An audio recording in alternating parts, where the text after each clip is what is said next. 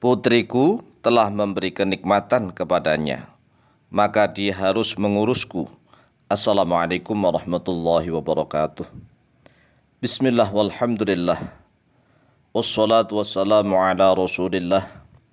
Sayyidina wa maulana Muhammadin ibn Abdillah. Wa ala alihi wa sahbihi wa mawalah. Wa la hawla wa la quwwata illa billah amma ba'd. Saudaraku kaum muslimin wal muslimat rahimakumullah. Wabil khusus saudara-saudara kami para pecinta dan subscriber channel YouTube Al-Mu'allim Center dimanapun berada. Yang tidak lupa dan tidak bosan-bosannya senantiasa kami doakan. Semoga Allah Azza wa Jalla memberikan kesehatan, sehat walafiat lahir dan batin.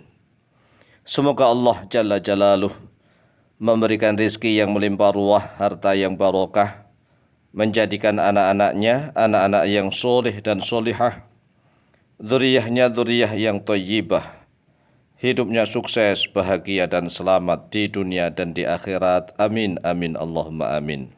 Saudaraku kaum muslimin wal muslimat rahimakumullah, pernahkah Anda menjumpai orang yang berkata seperti ini? Menantuku harus mengurus diriku karena dia sudah diberi kenikmatan oleh putriku setiap saat.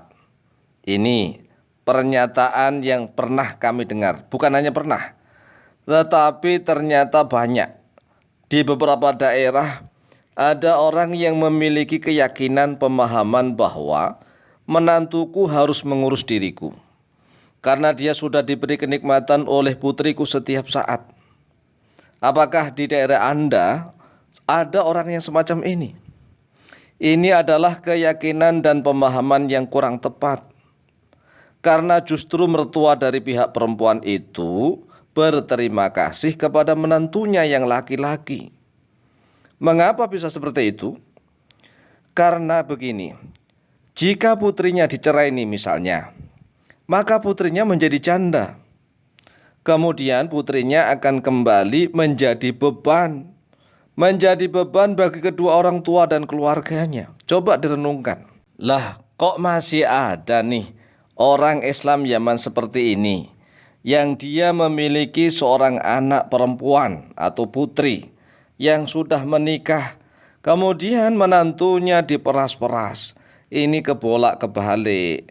Oleh sebab itulah harus paham ilmu agama Islam, karena orang yang paham ilmu agama Islam akan berterima kasih kepada menantunya yang laki-laki. Mengapa? Karena menantunya telah melanjutkan perjuangannya dalam mencarikan nafkah, mendidik, merawat, dan segalanya bagi putrinya. Coba direnungkan. Kalau seandainya putrinya itu misalnya dicerai, sudah enggak menjadi istrinya lagi, maka putrinya akan menjadi janda.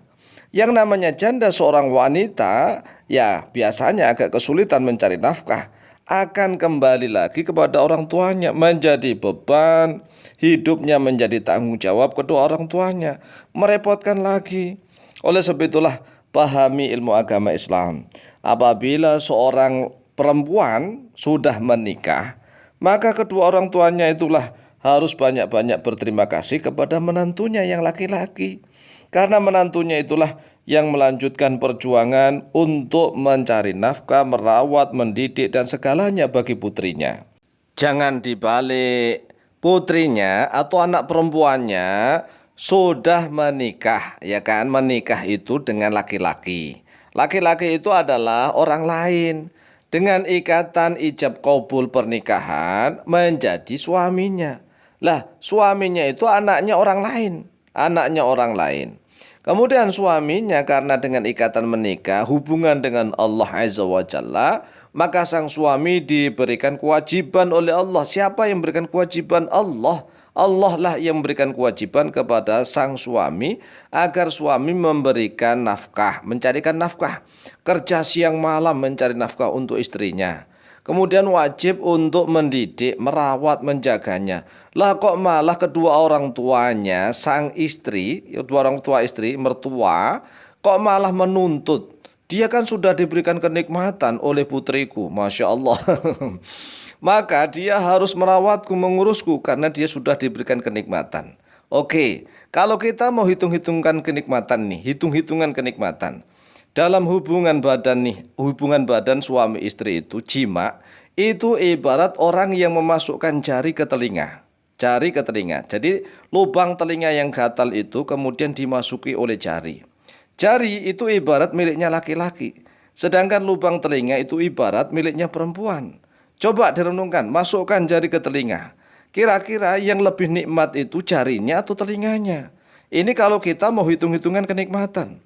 Jadi yang lebih nikmat itu sebenarnya perempuan.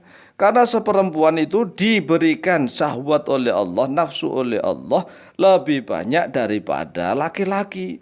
Hanya saja perempuan diberikan satir atau tabir penutup oleh Allah berupa rasa malu. Jadi wanita itu sebenarnya nafsunya tinggi, hanya saja malu. Oleh sebab itulah sekali lagi tidak layak, tidak patut bagi seorang yang mengaku beragama Islam, kemudian dia memiliki seorang anak atau beberapa anak, anaknya putri, perempuan. Anaknya perempuan sudah dewasa menikah dengan seorang laki-laki yang menjadi suaminya. Kemudian gara-gara pemahaman yang salah paham, kan menantuku sudah diberikan kenikmatan oleh putriku, maka menantuku harus merawatku, mengurusku. Ini namanya pemahaman yang kebalik-kebalik, terbolak-balik. Kalau seandainya putrinya nanti, anaknya itu misalnya nih dikaruniai oleh Allah anak laki-laki lagi. Namanya anak laki-laki itu menjadi harapan bagi kedua orang tuanya. Kalau sudah besar, sudah dewasa, mampu bekerja mencari nafkah, diharapkan bisa memberikan uang, harta kepada orang tuanya. Tapi ternyata anak laki-laki atau menjadi cucunya itu tadi sudah dewasa nih, sudah mampu bekerja, kemudian menikah. Ternyata diperas juga oleh istrinya, bahkan oleh mertuanya.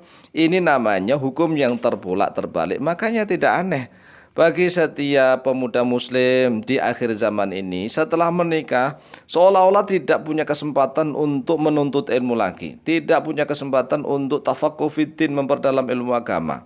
Ya mengapa? Karena kalau sudah menikah ya sudah diikat oleh istrinya. Ngaji Masya Allah nggak sempat, ya harus bekerja. Bukan hanya ngurus istri tapi ngurus mertua, ngurus ini dan itu. Ngurus mertua itu baik, ya baik. Tetapi kalau pemahaman mertuanya salah, ini yang kurang baik. Bagi seorang menantu laki-laki, hendaklah dia tetap menghormati, memuliakan, bahkan kalau bisa memberikan infak atau sedekah kepada mertuanya kalau memang tidak mampu mertuanya. Bahkan sah memberikan zakat kepada mertuanya kalau memang miskin. Oleh sebab itulah sekali lagi pahamilah ilmu agama. Demikian, semoga bermanfaat. Wallahu ta'ala a'lamu bishawab.